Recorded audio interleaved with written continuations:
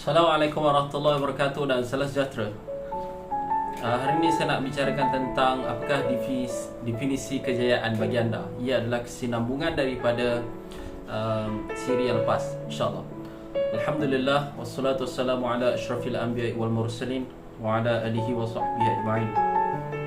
Rabbi shrah li sadri wa yassir li amri wa hlul 'uqdatam min lisani yafqahu qawli. Rabbi zidni ilman warzuqni fahman walhamdulillahi rabbil alamin.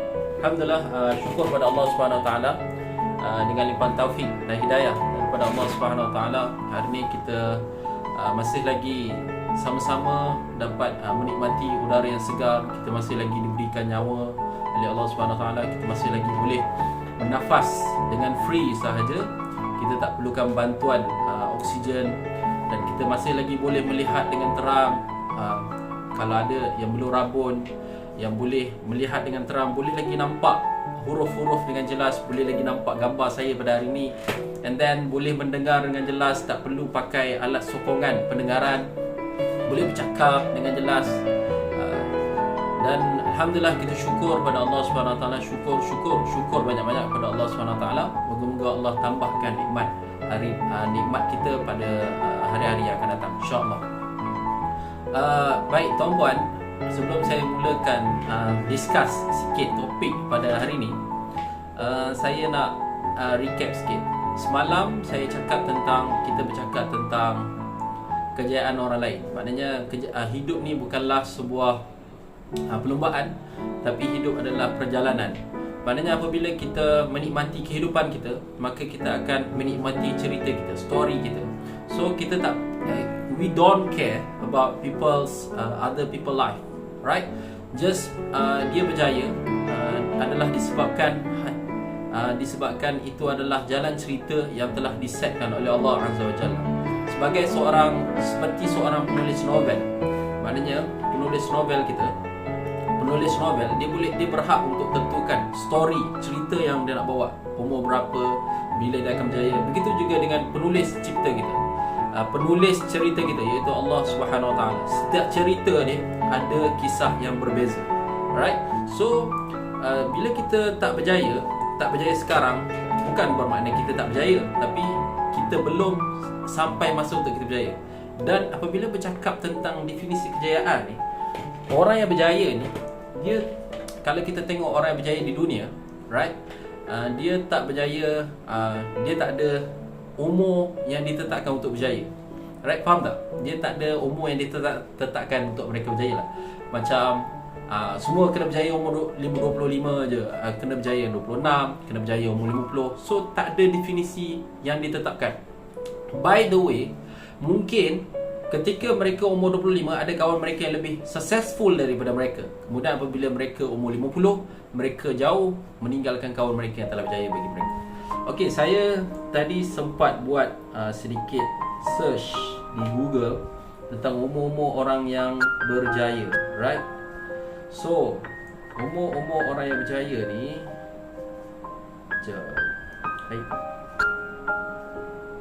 Okey, dah hilang. Okey, orang yang berjaya ni umur dia, okey, kita tengok Mark Zuckerberg, dia umur dia 20 ketika dia launch Facebook. Dan syarikat Mark Zuckerberg 44.6 bilion sekarang harga dia. Mark Zuckerberg berjaya ketika umur dia 20, right, bila dia launch Facebook. Alright. So Bill Gates, kita tengok Bill Gates dia start Microsoft ketika umur dia 20. So Microsoft dah bernilai 75 bilion, right? So Sir Richard Branson dia start Virgin Record Store ketika umur dia 22 tahun. Dan Steve Jobs dia umur 21 when he forms Apple Computer with Wozniak and Wine. 10.2 bilion at the time of that. Dia mati ketika tu. Steve Jobs ataupun Apple bernilai 10.2 bilion. Alright. Ini adalah umur mereka start. Tetapi kita semua tahu bahawa mereka berjaya bukan ketika mereka start. Mereka berjaya lambat lagi. Maknanya tetapi mereka mula awal. Okey, kita tengok lagi. Kebanyakan mereka ni jumpa syarikat mereka ketika umur mereka mereka menjadi founder kepada apa yang mereka asaskan ketika umur mereka antara 20 hingga 30. Betul lah yang saya pernah dengar bahawa umur 20 hingga 30 ni menentukan umur 30 kita ke atas. So 20 hingga 30. Alright, mereka membuat decision yang betul. Tetapi by the way, by the right mereka start untuk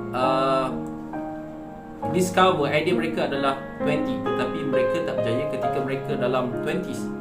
Tetapi mereka berjaya ketika mereka mungkin dah 10 tahun, 20 tahun mereka berbisnes, and then barulah mereka capai kejayaan. Dan kita semua tahu bahawa Apple berjaya hanyalah pada tahun 2000 something. Saya tak buat proper research yang tu. So kita tahu ketika Apple memperkenalkan iPhone, maka ketika tu mereka start kejayaan. Tapi Steve Jobs, umur Steve Jobs waktu dia meninggal tu 50 something kata saya. Dan dia start buat syarikat tu ketika umur dia 20 something. So 20 tahun kemudian baru Steve Jobs boleh develop iPhone. Right? Begitu juga dengan Mark Zuckerberg, dengan orang-orang lain yang kaya, dan Warren Buffett, antaranya Warren Buffett, investor yang terkaya di dunia. Dia invest. Warren Buffett bukan bisnes tapi dia investor. Dia invest. Jadi kejayaan tu adalah berbagai-bagai. Kejayaan Warren Buffett dengan kejayaan Warren Buffett mungkin adalah dia berjaya. Definisi berjaya baginya adalah ketika dia dapat invest pada syarikat yang betul and then generate profit daripada syarikat yang dia telah laburkan. Itu adalah definisi kejayaan bagi Warren Buffett. Kejayaan Steve Jobs adalah mungkin definisi kejayaan bagi Steve Jobs ketika dia dapat buat iPhone, and then iPhone tu berjaya memudahkan orang, and then iPhone berjaya mengubah landscape teknologi dunia. Alright, itu adalah mungkin definisi kejayaan bagi Steve Jobs.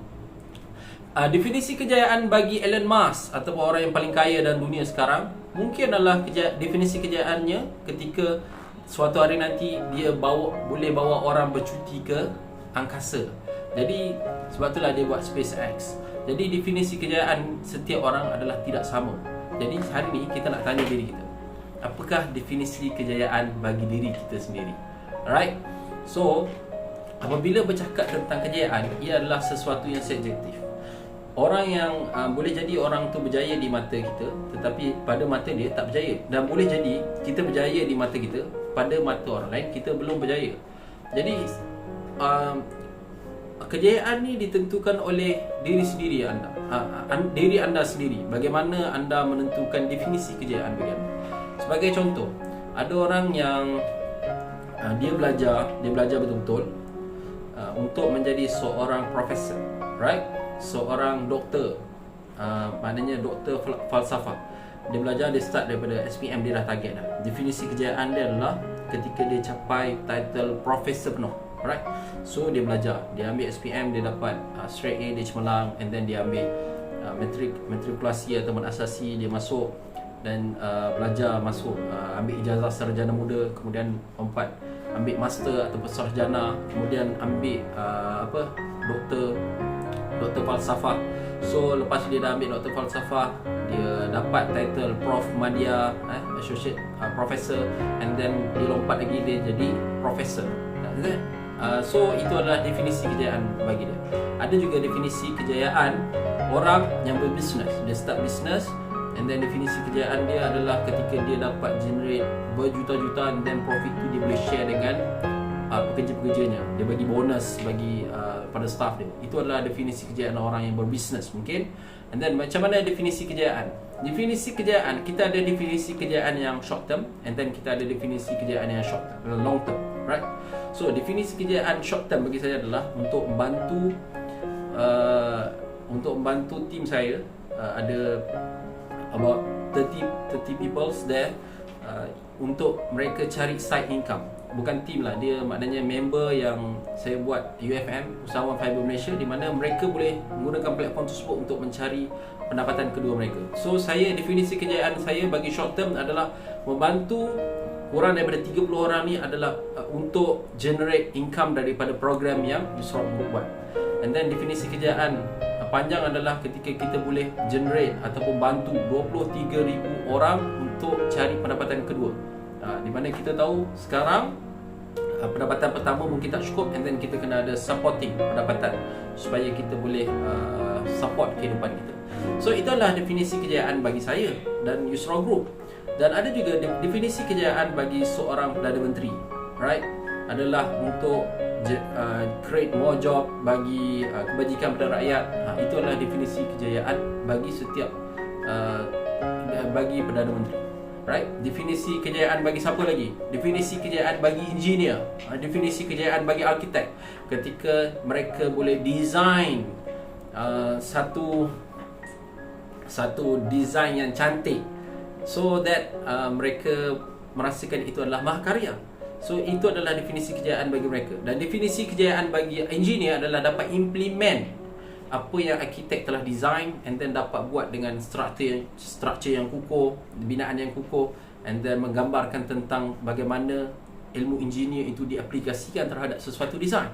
So definisi kejayaan ni berbeza. Bagaimana orang yang punya definisi kejayaan yang berbeza, ketika mereka melihat orang lain berjaya, mereka rasa jealous, right? Mereka rasa jealous. Kerana apa? Kerana mereka mungkin belum discover ataupun jumpa definisi kejayaan yang sebenar yang mereka cari-cari selama ni, right? So ketika kita rasa jealous dengan kejayaan yang telah dicapai oleh orang lain, so kita kena tepuk dada kita, dan kita kena tanyalah, adakah definisi kejayaan dia dengan definisi kejayaan kita adalah sama? Dan definitely it is not same at all. Dia mesti berbeza. So apabila definisi kejayaan kita berbeza, kita kena ingat, trust the process. It is the process. Ia adalah proses kepada kita. Kita nak capai sesuatu, kita mesti ada proses. Kita nak masak air pun ada proses. Kita letak air dekat dalam tempat cerek air, and then kita letak dekat atas air, letak dekat atas api kalau dapur lama, ataupun letak dekat atas dapur, and then kita masak, and then barulah dia masak air tu. So nak masak air pun ada proses, nak masak nasi pun ada proses, semuanya ada proses. Dan kita kena sabar sikit. Kalau kita rasa give up sebab kita tengok orang lain berjaya, so it is something wrong dengan hati kita, and then kita mungkin kita belum jumpa lagi definisi kejayaan yang sebenar. Dan saya tertarik dengan satu ungkapan daripada satu hadis. Ketika kita melihat orang lain berjaya, dalam hati kita jangan rasa dengki. Dengki ni maknanya apa? Dengki ni dia ada dua. Hasad dengki, ataupun hasad yang dipanggil ghibtah. Hasad yang dipanggil hasad dengki ni adalah ketika kita melihat orang lain berjaya, kita rasa kita nakkan kejayaan tu hilang, nikmat tu hilang daripada orang lain. Itu adalah hasad dengki. Itu kita, na'udzubillah, kita mohon jauh-jauh. Tapi lagi satu ghibtah. Ghibtah ni kita melihat kejayaan orang lain, kita tak nak dia hilang kejayaan tu, tapi kita nak capai kejayaan sama macam dia. Alright. So mungkin kita ada role model kita, right? Itu cerita yang lain. Tapi ketika kita rasa iri hati, dengki dengan orang lain dan mengharapkan orang itu hilang nikmat yang sedang dikecapinya, maka itu adalah hasad dengki. Jadi itu adalah sesuatu perkara yang tak baik. Kita boleh change benda ni kerana ada satu hadis yang menceritakan tentang bagaimana orang yang mendoakan sahabat. Ketika kita melihat orang lain berjaya, contoh kita tengok ada orang tu dah kahwin, alright? Kahwin, kalau kita tak kahwin lagi, kita mendoakan dia kahwin. Barakallahu lakuma wa baraka alaikuma wa jama'a bainakuma fi khair. Kita doakan dia, kita doakan dia.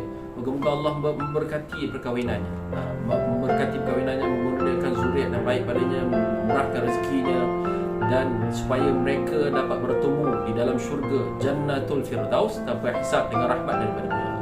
Ketika itu malaikat akan mendoakan wa kadza mithlu, untuk kamu juga. Jadi bagaimana kita boleh dapat manfaat daripada kejayaan orang lain? Kita tengok orang lain berjaya, kita doa untuk mereka. Semoga Allah tambah kejayaan bagi mereka. Semoga Allah tambah kejayaan baginya. So dengan kejayaan itu dia boleh membantu lebih ramai orang lain. So kita sentiasa tak rasa iri hati pada orang lain, tetapi kita sentiasa mendoakan orang lain supaya nikmat itu sentiasa kekal dan tak hilang padanya. So itu adalah something yang kalau kita salah satu cara untuk kita shortcut untuk capai kejayaan yang kita nak. Dan kejayaan bagi orang ni tak sama, tetapi kita ada something yang kita panggil role model. Maknanya mungkin kita tiru kejayaan orang, tetapi definitely kejayaan, kalau kita tiru sahaja dan kita tak ada passion tentang kejayaan kita, so kita tak boleh cope. So kita tak boleh kita tak dapat hasil yang sama macam dia. So jadi kesimpulan pada topik hari ni adalah kita tak perlu rasa iri hati dengan kejayaan orang lain. Kita tak perlu rasa iri hati dengan pencapaian orang lain. In fact, kita mendoakan kejayaan mereka bertambah. Dalam masa yang sama, malaikat mendoakan kejayaan kita. Kita mendapat doa malaikat itu lebih besar lah. Lebih besar nikmat tu, sebab kita mendapat doa malaikat. So kalau kita belum berjaya, it's just a number, right? Ataupun umur, ataupun masa. It's just about time. Masa kita belum tiba. Bila masa kita belum tiba, just kita keep usaha, and then satu masa kita akan berjaya, insya-Allah, jika diizinkan oleh Allah Subhanahu Wa Taala. So jangan jealous dengan orang kejayaan orang lain, kerana definisi kejayaan adalah berbeza. Cari definisi kejayaan bagi diri kita. So once kita dapat tahu apakah definisi kejayaan bagi diri kita, so kita tak perlu fikir. We don't care about others, but we care about ourselves only. And then sentiasa doakan yang baik-baik bagi orang lain, insya-Allah. So apa yang baik itu daripada Allah SWT, apa yang buruk dan lemah itu ataupun tersilap tutur bicara, saya minta ampun maaf, dan ia adalah kelemahan daripada diri saya dan juga daripada hasutan syaitan dan nafsu. Moga-moga Allah memberkati sedikit perbincangan pada hari ini, dan mungkin ia menjadi cetusan idea bagi anda. Jika anda suka video yang saya hasilkan, saya just buat video ni kerana passion saja. Sebab tu saya just buat saja walaupun viewer tak ramai. Moga-moga kalau ia bermanfaat, anda boleh ambil pengajaran daripada apa yang saya sampaikan. Ambillah something, bawa balik. Semoga-moga ia bermanfaat untuk anda. Jadi Assalamualaikum warahmatullahi wabarakatuh.